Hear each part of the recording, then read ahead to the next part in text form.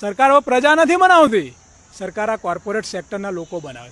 નરેન્દ્રભાઈએ સવારે તૈયાર થવાનું, ફર્સ્ટ ક્લાસ મોંઘા કપડાં પહેરવાના, મોંઘું ભોજન લેવાનું, દાઢી સેટ કરવાની, એમના બહુ મોટા મોટા ખર્ચા છે, સૂટ બૂટમાં આયા કનૈયા, અને જોરદાર ભાષણ કરવાનું, ભાઈઓ બહેનો, પછી ગાયબ થઈ જવાનું. કારણ કે સરકાર કોણ ચલાવે છે? Corporate sector. અને આ કોર્પોરેટ સેક્ટર તમે યાદ રાખજો, ઈસ્ટ ઇન્ડિયા કંપની જેવો દાખલો આ ભારતમાં ના બેસે ને, તમે મને યાદ કરશો. એક લોકો રડશે જે રાષ્ટ્રવાદ, ખોટા રાષ્ટ્રવાદ અને ખોટા ધર્મના નામે જે ગુમરાહ થઈ ગયા છે ને, એમને રડતાય નહીં આવડે. જ્યારે ઘેર જશે ને મમ્મી કહેશે ને, બેટા બિલ 10,000 નથી પોસાતું, ગેસનો બોટલ જેમ 1,500 થઈ ગયો, આવા ઘણા બધા પ્રશ્નો. સ્કૂલની ફીઓ 25,000 થઈ ગઈ.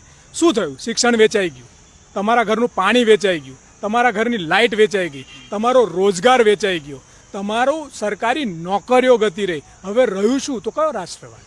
એટલે તમને સવાર ઉઠીને હિન્દુ મુસ્લિમ, પાકિસ્તાન, સૂટ બૂટ મેં આયા કનૈયા, ટીવી જોયા કરો ને ઘેર બિલ આવે ત્યારે ખબર પડે. આ સ્માર્ટ મીટર છે ને, એ સ્માર્ટ ચીટરોનું સૌથી મોટું કૌભાંડ છે.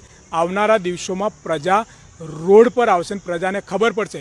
ઈસ્ટ ઇન્ડિયા કંપનીનો જેને ઇતિહાસ નથી વાંચ્યો ને, એ લોકો વાંચી લે, કારણ કે આ વેસ્ટ ઇન્ડિયા થવા જઈ રહ્યું છે. બેસ્ટ ઇન્ડિયા નહીં, વેસ્ટ ઇન્ડિયા.